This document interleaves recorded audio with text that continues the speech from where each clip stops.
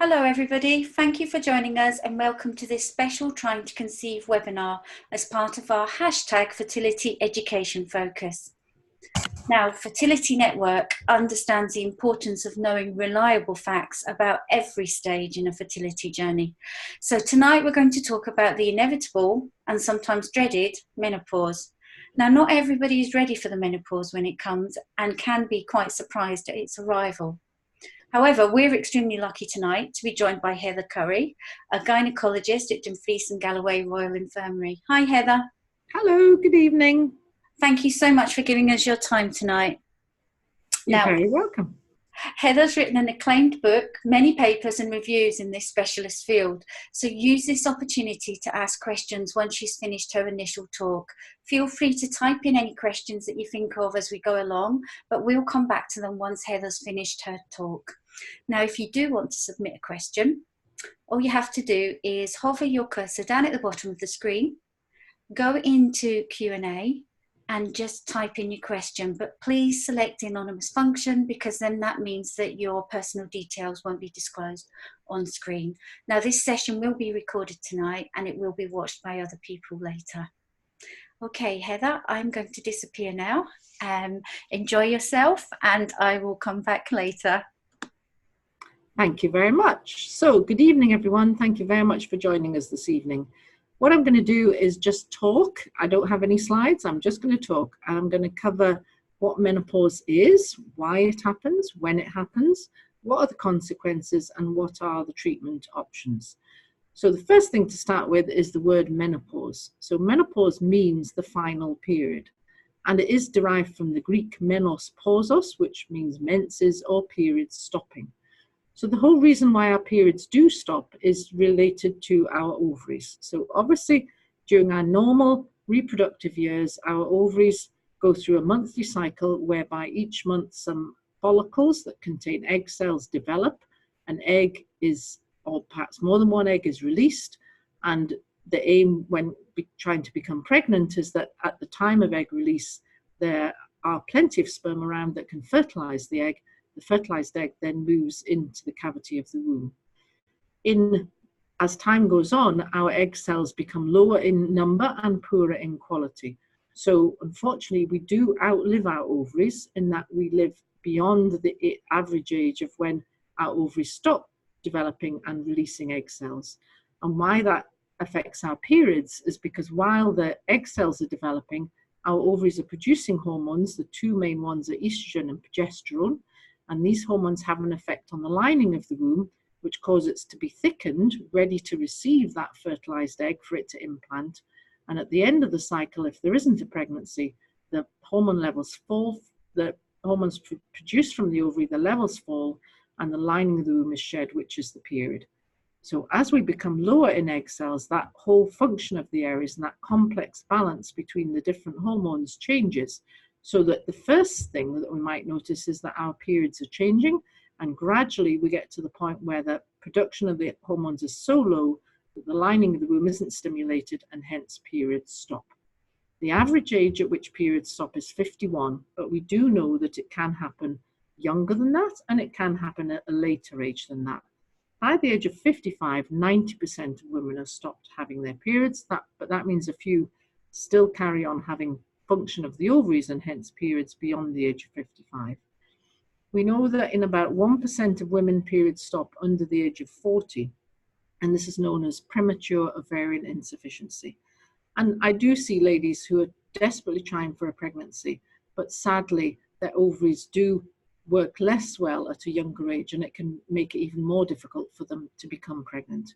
We know that about 0.1% of women even become menopausal under the age of 30. So it is important to know what to look out for. So what are the consequences of that? We've talked already about periods changing, and sometimes what can happen is we might miss a month. So we might go a couple of months between periods, and then when the period does come, it can be particularly heavy. Or we might have an increase in bleeding. And these changes to look out for are really important to spot early. Along with that, our ovaries might start to produce less estrogen. And the main consequences of menopause at whatever age it happens are the effects of being low in estrogen. Estrogen is a really important hormone and it has receptors throughout the body. So the way that we respond to the lack of estrogen is very individual. So although the commonest symptoms are flushes and sweats, many women do have a whole range of symptoms, and that can be joint aches, it can be mood changes, it can be low mood, anxiety, it might be disturbed sleep at night. All sorts of symptoms can be related to the menopause, sometimes headaches, sometimes palpitations, but some women don't have hardly any symptoms at all. And while we know the trigger for the symptoms is becoming lower in estrogen, what we really don't understand is why we are affected so differently. So some women have quite significant symptoms that are really obvious to understand these are hormonal changes, and others have quite subtle symptoms that creep up gradually. So again, especially if we're looking for this happening at a younger age than normal, it is really important to be aware of what symptoms can affect you and to go and discuss it with your doctor. Sadly, women who have an earlier age of menopause, it often takes quite a number of years to reach a diagnosis. And this is for several reasons. We ourselves often don't think out of ourselves as aging. So we might have a certain age attached to us, but actually in our head, we might feel quite much younger, and that applies to myself, certainly.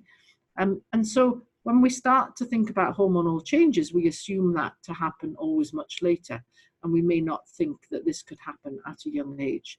And we have known of women who've gone to speak to the doctor about this and have been told, oh, you're too young, it can't be menopause. But actually, menopause itself might be the last period, but there is a whole range of changes go on for a few years leading up to the last period. It's very unusual for ovaries to work completely normally to produce the completely normal balance of hormones, which leads to a regular period, and then suddenly stop. More usual is there can be a number of years at a time that we call perimenopause, and that's when the ovarian function is starting to change. So we might start to have a few mild symptoms, which also can come and go. So how well our ovaries are working does fluctuate. So we may have a few months where we may miss a period, we might be having the flushes and sweats or other symptoms, and then it might resolve and we have a few months where we're feeling okay. So it can be quite an uncertain, erratic time. So just a little bit more about the symptoms. I mentioned flushes and sweats are very common, and probably about 80% of women do experience some symptoms. So I've explained that there are receptors for estrogen throughout the body, and how our body responds to the lack of estrogen is related to which receptors are affected and how much that's affected for each of us. The thermostat in our brain is the one that goes a bit wonky, which leads to flushes and sweats. So during a normal day, our body temperature changes. It goes a little bit up and down. But our thermostat can buffer that. It can function with that. If our thermostat thought our body was getting too hot, then it switches on cooling down mechanisms, which is opening up little blood vessels in the skin to get rid of heat, and stimulating sweat glands to produce sweat, and again to get rid of heat. So with a normal change in temperature, little fluctuations, it doesn't switch on these mechanisms to cool us down, or the opposite of that is a shivering mechanism if our thermostat thinks we're cold, to conserve heat. But with menopause, with the lack of estrogen and other chemicals involved, with some women, quite a number of women, then the thermostat goes a bit wonky. So it thinks our body's overheating when it's not, and it switches on cooling down mechanisms, which is the flushes and the sweats, trying to get rid of heat when it really doesn't need to. So it's really just an adjustment in the thermostat. So regarding symptoms, I've mentioned a range of symptoms, and that we're all affected very differently. And some women have very few, and some women have quite severe symptoms. And the most important thing is, what is the impact of those symptoms on our lives? So sometimes for women, it is just important to understand, to gain knowledge about what's happening and what to look out for and what are the options, but they might choose not to take any treatment. They might just have a good understanding of what's going on and what to look out for in the future. Whereas other women have symptoms which have a huge impact on their life. It can have an impact both on their home life, their social life, their work life, and their sex life. And so what I, as a health professional, try and do is give women the information, but at the end of the day, it's the woman's choice as to what management she takes, whether it's simple diet and lifestyle measures, whether it is increasing exercise, cutting down alcohol and caffeine, maintaining a healthy weight. So these can all help menopausal symptoms, but at the same time can help have benefits for our health later on at a later date. So the woman's choice around management is entirely up to herself, but it is around getting important information about what options there are. So a little bit about those symptoms which we've talked about, which start early in that stage of our ovaries working completely normally, producing the right balance of hormones, to at a later date, the ovaries producing less hormones and less estrogen, and therefore triggering various symptoms. But also in the consequences, I want to talk about intermediate symptoms. So the flushes, the sweats, etc., do start in the early stage of this transition, but also we do get intermediate symptoms, and these are symptoms which are related to the lack of estrogen on the bladder and the vagina. And often women do notice they can have changes in the bladder function, so they might have to pass urine more often, or have a sense of urgency around having to pass urine and having to get to the toilet quite quickly, sometimes having to get up through the night to pass urine. And related to the vagina, we know that estrogen is really important for healthy tissues in the vagina, and that when we become low in estrogen, that can have an effect on vaginal dryness, on discomfort, on less stretchiness of the vagina, and that can sometimes lead to relationship problems due to pain during sex and different sensations around that. Also then, particularly important are the later consequences of being low in estrogen, and this is particularly related to our bone health and our heart health. So estrogen is really good for our bones. It helps maintain the bone density and reduces the risk of osteoporosis, bone thinning, and risk of osteoporotic fracture. So when we lose estrogen, there is a change in our bone density, and particularly if we become menopausal at a younger age, we lose estrogen at a younger age than normal, and that can increase our risk of osteoporosis and osteoporotic fracture in later life. Related to our heart health, we know that estrogen is really good for our heart health, for our lipid levels, our cholesterol, for the function of the blood vessels. And so when we lose estrogen, there is an increased risk of heart problems. And similar to the effect on our bone health, the younger we are at which we lose estrogen, the more there is a concern about heart health later on. So for these reasons, if we do go into menopause at a younger age than normal, under the age of 45, and certainly under the age of 40, then whether or not we're having the menopausal symptoms, the recommendations at the moment are that we should consider taking hormone replacement to replace the estrogen that normally would be produced by our ovaries. And this is whether or not we're having the flushes and sweats or mood change type of symptoms. Even if we're not having much in the way of those symptoms, it's important to protect our bones and our heart health later on. And hormone replacement is the recommended treatment in that situation. And if we start it at a young age, the recommendation is to take it at least until our early 50s, which is the average age of the menopause.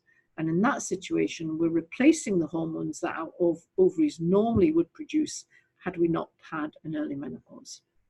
So we've talked a little bit about why menopause happens, that it is related to a function of our ovaries and running out of egg cells. We've talked about what are the consequences of that, both the early symptoms, the intermediate symptoms, and the later consequences. And we've touched a little bit on what we can do about it. So when we think about management, we do, first of all, think about diet and lifestyle, which I've mentioned already. And that's not only about making efforts that may help reduce our symptoms, but also investing in our health long term. So a healthy diet, plenty of exercise, particularly weight-bearing exercise, not smoking, these can all help our heart and bone health. And so it's really important to see the onset of menopausal symptoms perhaps as a wake-up call. As women, we're often very busy, we're often neglect our own health, we're running around after everyone else. And so this is really important time to think, okay, my body's changing now, my estrogen level's falling, what am I going to do to improve my health and to invest in my health for later on? So diet and lifestyle is really important for all, but of course we have to be motivated and in the right position and frame of mind to be able to take on some diet and lifestyle changes, but it's important that we're aware of it at all stages. Regarding specific treatments, the treatment that is felt to be most effective for replacing estrogen and therefore controlling the effects of due to lack of estrogen is hormone replacement therapy. And the whole purpose of hormone replacement therapy is to replace the estrogen, and that can be taken in tablet form, in patch form, and in gel form. And the type that we choose, the dose, the route, is related to individual preference. So someone might have an option over one route or another. It's also related to past medical history and perhaps family history. And there are some medical conditions for which it might be preferred to take what we call transdermal, so that's estrogen through the skin, rather than taken tablet form. But there has to be a whole discussion around finding the type that's best for each particular woman, and sometimes changes do need to be made. So the main part is estrogen. If we just gave estrogen on its own, it could lead to a stimulation and a thickening of the lining of the womb. And to prevent that, we use another hormone, progesterone, and there are different routes and types that we can use. And again, there may be some tweaks needed related to getting the treatment that's right for each woman. When any type of hormone replacement therapy is started, there should be a review after 3 months to see what's the effect. Is it doing what we want it to? Are there any side effects? Is there any bleeding pattern? And that can sometimes lead to a change in treatment at that stage. A question that we're asked time and time again is, how long can women take HRT? And the simple answer is that there is no arbitrary limit. So it is up to each woman to feel for how long she feels the benefits outweigh the risks to her. The main concern that women have related to HRT is association with increased risk of breast cancer. For the young women, we look on it that we are up to the average age in the menopause, so early 50s. HRT is replacing the hormones that her ovaries would have normally produced anyway. And it's just keeping the risk of breast cancer at whatever is the woman's individual baseline risk. And that varies hugely. It depends on our past history, it depends on our family history in particular. In some cases, it might depend on our lifestyle, our diet. So being overweight is a bigger risk factor for breast cancer. And drinking alcohol can have a risk factor for breast cancer. So all this is put into the pot to work out individualized management. And we can't necessarily give a figure for risk, but for the young women, we're basically keeping the risk at what is her baseline risk by taking hormone therapy at least up until the average age of the menopause. For women taking HRT at the normal age of the menopause, then the association is currently believed to be that 5 years taking HRT of the type, as I've described, estrogen and progesterone, may lead to an increased risk of breast cancer related to HRT promoting breast cancer cells which are already present, rather than causing new breast cancer cells. So there is lots of controversy and publicity around the association with breast cancer, and breast cancer is a horrible, horrible disease. For some women, any increased risk is unacceptable and they would prefer not to take treatment. But for most women who take HRT for control of menopausal symptoms, or for protection against bone health, which is another indication, or for treatment of premature ovarian insufficiency, there are more benefits than risks. As time goes on, there has to be an annual review once settled on treatment, and that can have a re-look at, is this the right type in this situation? Is it worth coming off treatment to see if symptoms are still present? Because we can never predict how long those early symptoms go on for. We know the average age of these early symptoms is around 7 years, but some women in their 60s, even 70s and 80s still have menopausal symptoms, and for them, they may choose to keep taking hormone therapy. I'm sure there will be some questions about HRT, and I'm happy to answer them shortly. The other treatment options are alternative therapies, and there is evidence that some of these can be helpful, and particularly the black cohosh and the isoflavones. And so it is important to have a look at the information about the preparations, and we do recommend looking for the THR logo, which is traditional herbal registration logo, which doesn't give any guarantee around the effectiveness of the treatment, but it does give some guarantee around the contents of the treatment in the pack. There are also non-hormone medications that can be prescribed, particularly for the flushes and sweats, what we call the vasomotor symptoms, but these wouldn't affect all the other aspects of being low in estrogen, particularly related to bone health and heart health. And the other treatment that has been shown to be helpful for symptoms is cognitive behavioral therapy. And there's some very good fact sheets, particularly on the Women's Health Concern website, including one on CBT, which can be really helpful, particularly with sleep disturbance and with mood symptoms as well.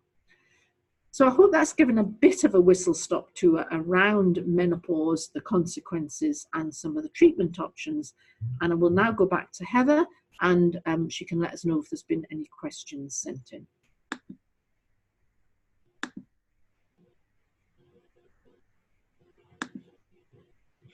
Hi Heather, thank you very much for that. That was really, really informative. There haven't been any questions submitted yet, so please do submit questions if you have some. Now, one of the questions I have, which I think you've already answered, was once you're prescribed it, do you stay on it forever? And I think you said the women who go into their 70s and 80s with who are still having the symptoms of it can stay on it. But they do have to have those reviews, the annual reviews, etc. Yeah. Another question that I had then was, why do we get the heart palpitations?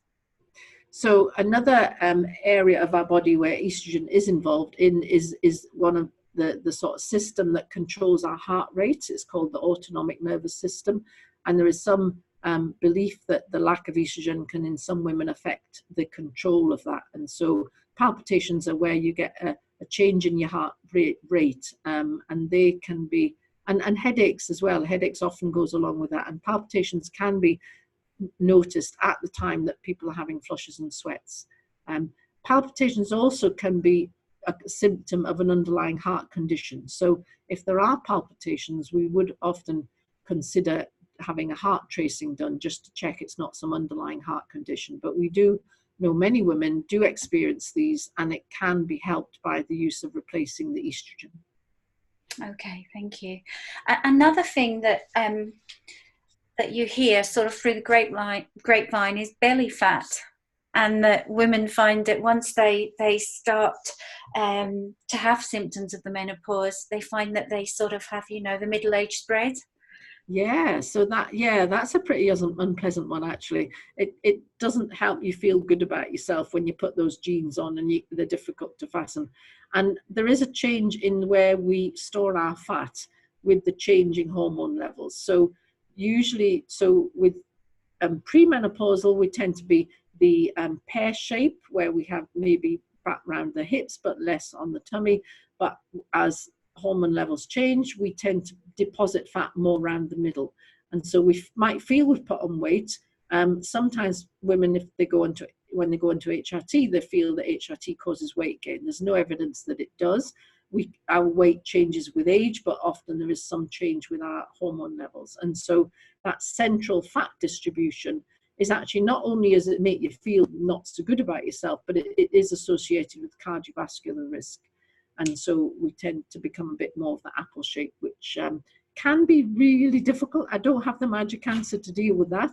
But it's, you know, it's another reason why it's really important at this stage to have these symptoms that we experience, to see that as a wake-up call, and think, what do I need to do? What exercise is going to suit me that I can keep doing, that I can enjoy, that will help with my health, particularly my cardiovascular health.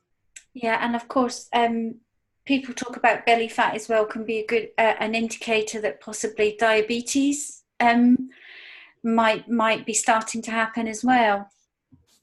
Yeah, so there is evidence that with the changing hormone levels, then our glucose and insulin metabolism changes, and so and in fact there is a thing called the metabolic syndrome, which is a combination of change in our lipid levels, change in blood pressure control, and in the glucose control, and that does seem to increase in how common it is as we transition through the menopause. So, you know, it is absolutely fascinating subject to be involved with, because despite menopause having been around for so many years, there is still so much that we're still learning about it. Not only the effects of estrogen, the effects of lack of estrogen, and the effects of different ways of giving the estrogen back. And so there is still a lot of information that we need to know about that.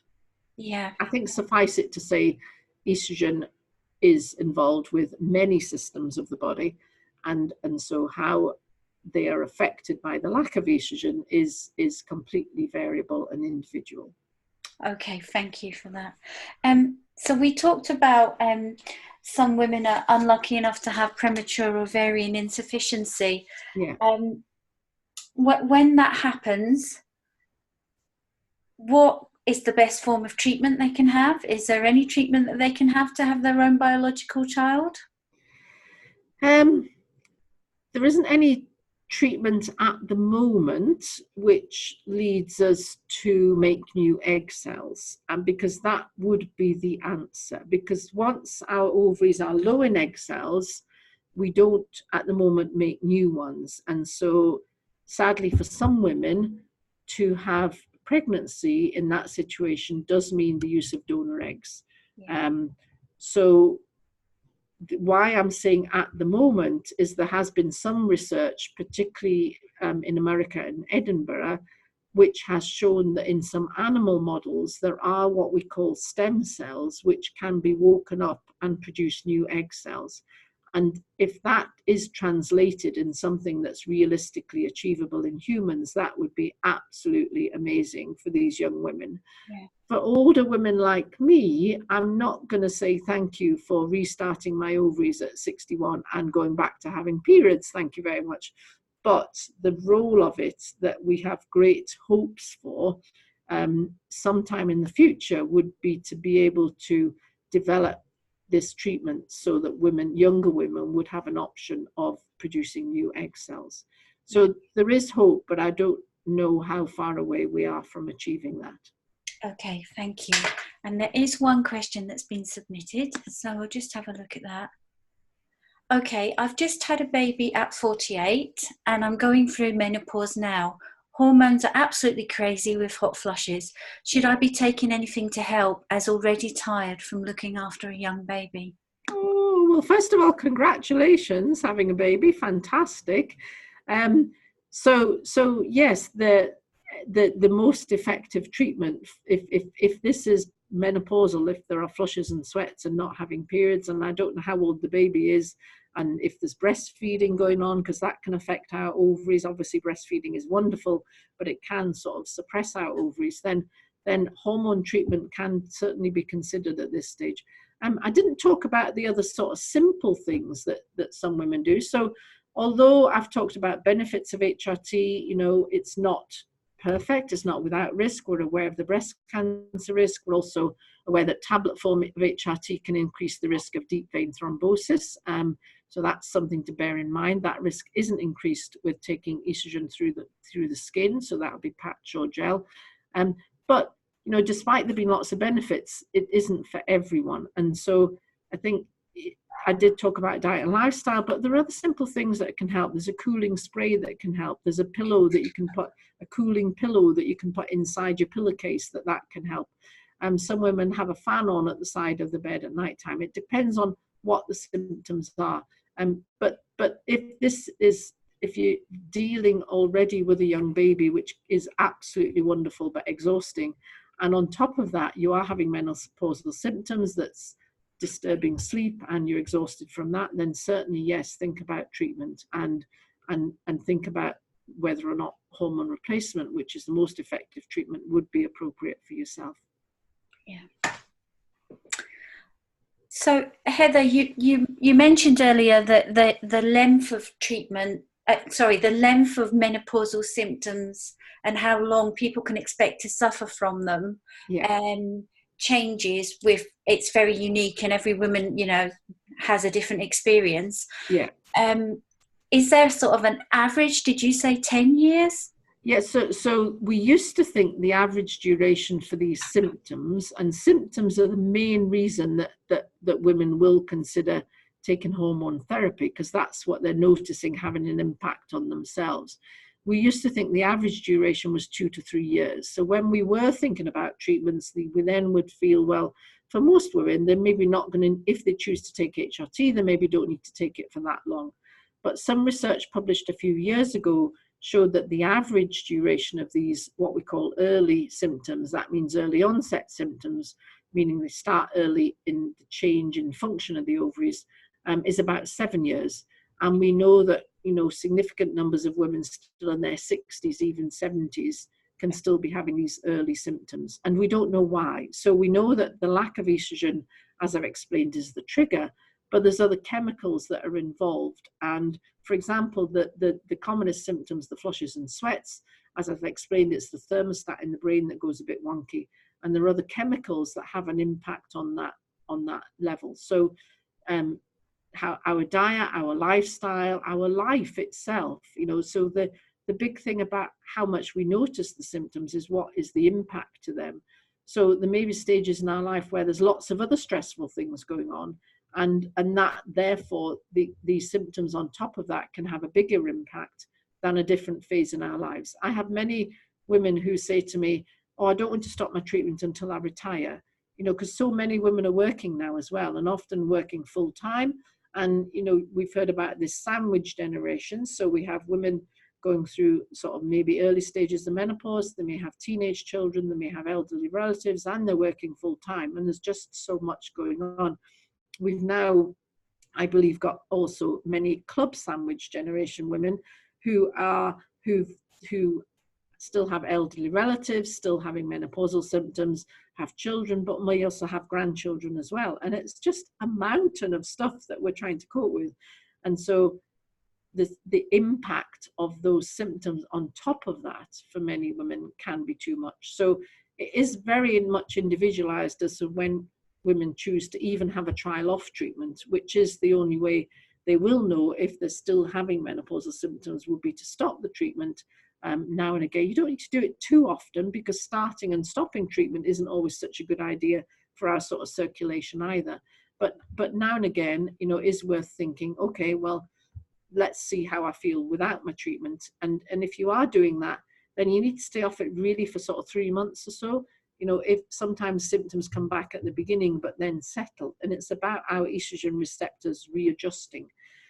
What many women will sort of say is feel is that if they take HRT, it's just delaying the inevitable symptoms, and if they stop it in the future, they're going to have to go through all this again.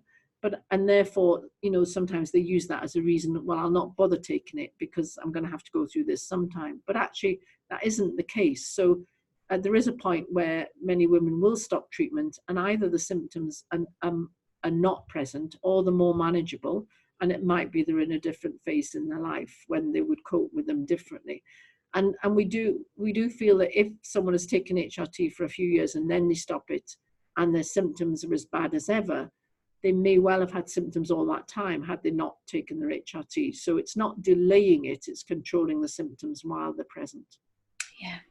Okay. The sort of early symptoms that we talked about, just worth noting, for many women, they do resolve at some point, but the symptoms that don't resolve at some point are the vagina and bladder symptoms. And if that's the main aspect of menopause, if that's the main consequence of being low in estrogen, then vaginal preparations can be really helpful for that. And we have a whole range of those available now. So HRT is what we call systemic HRT, which is where estrogen is provided by tablet or by patch or gel, and it goes through around the whole body. Whereas vaginal preparations will focus on the vagina and the bladder, and that is minimally absorbed around the body. And that can be really helpful for the vagina and bladder symptoms, which sounds a bit depressing. I don't mean to be depressing, but those symptoms actually get worse in time if not treated.